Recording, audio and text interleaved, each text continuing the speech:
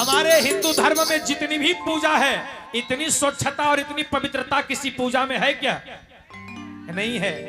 ये छठ व्रत ही एक ऐसा व्रत है, एक ऐसी पूजा है जिसमें जिस सामान को एक बार नहीं 10 बार भी धोते हैं फिर भी संतुष्टि नहीं मिलती है, धोए को धोते रहते हैं।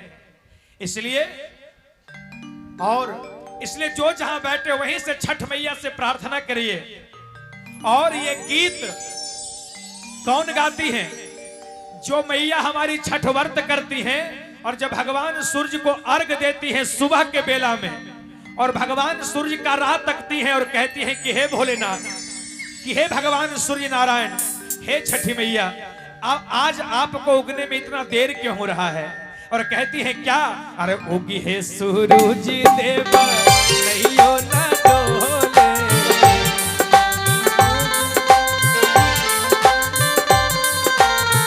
उगी है सूरज देवा नैयो न डोले, कोयलिया बोले हो गईले भोरे भिनुसार, कोयलिया बोले हो गईले भोरे भिनुसार, कोयलिया बोले हो गईले भोरे भिनुसार।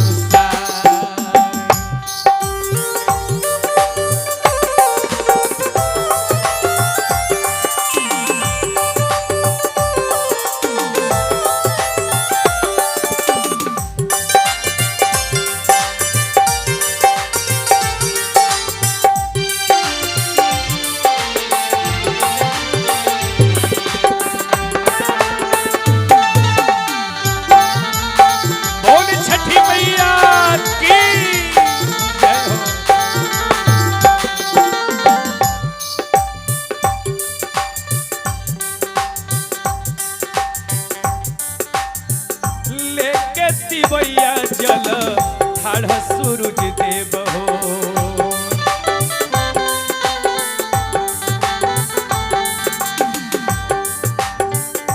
पानी पिबैया जल ठाढ़ सूरज देव हो,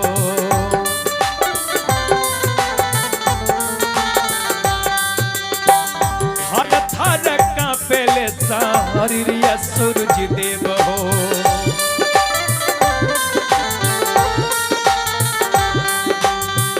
हे प्रभु, हे सूर्य नारायण, हे छठी मैया,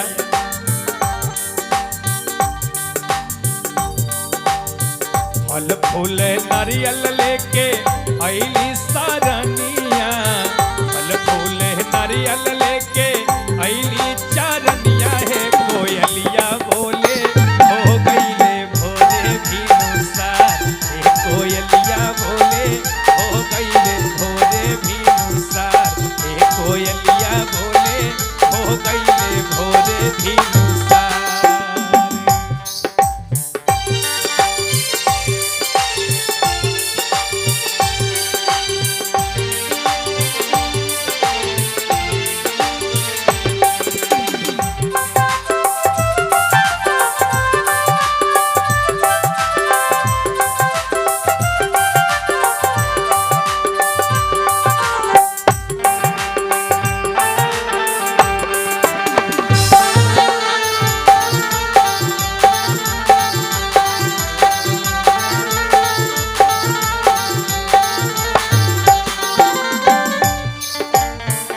जोड़े जोड़े नारियल जोड़े सुफला,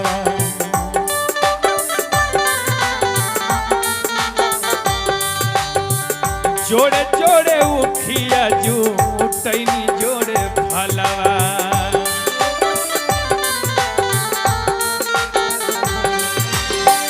जोड़े जोड़े नारियल जोड़े सुफला, जोड़े जोड़े उखिया जूटैनी जोड़े फलवा।